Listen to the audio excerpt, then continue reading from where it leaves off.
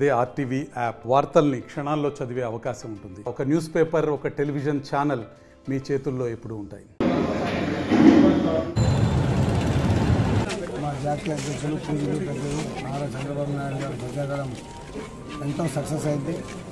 ఇక్కడ మనకైతే రిపోర్ట్లు ఉన్నాయి, గతంలో ఎక్కడ లేని ప్రజాగలం ఇక్కడ సక్సెస్ అయినాయి. మరి దాన్ని బట్టి చూస్తుంటే ఈరోజు ప్రజలు కూడా స్వచ్ఛందంగా మన నామినేషన్ తెచ్చారు. నామినేషన్ కూడా భారీ ఎత్తున వేసాం. ఖచ్చితంగా మనం విజయం సాధించబోతున్నాం. అదేవిధంగా మనం ఇచ్చిన హామీలను కూడా నెరవేరుస్తామని నాయకులకు, కార్యకర్తలకు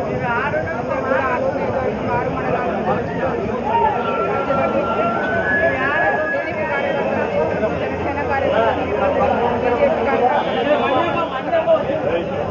ఈరోజు 20 నామినేషన్ వేయడం జరిగింది.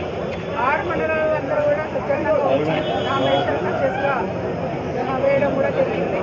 మరి 25 సంవత్సరాల నుండి ఇక్కడ టీడీపీ జెండా ఎగరేయడం లేదు.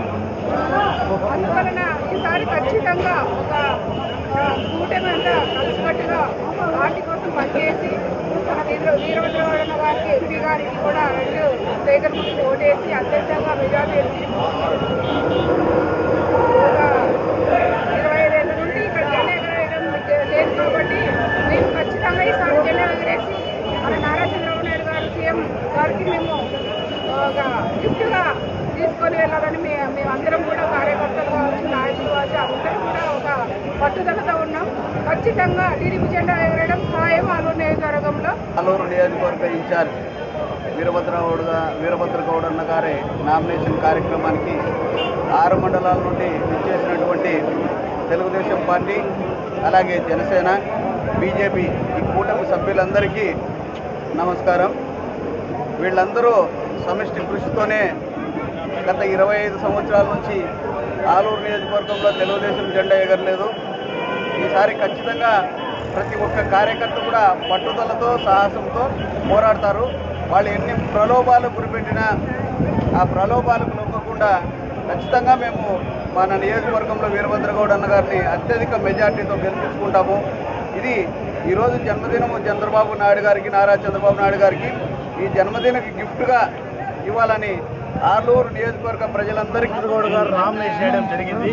కానీ నిన్న చంద్రబాబు నాయుడు గారు వచ్చారని చెప్పి ఈరోజు ఎటువంటి పిలుపు లేకుండా ముఖ్యంగా కొద్ది మందికి మాత్రమే చెప్పడం జరిగింది.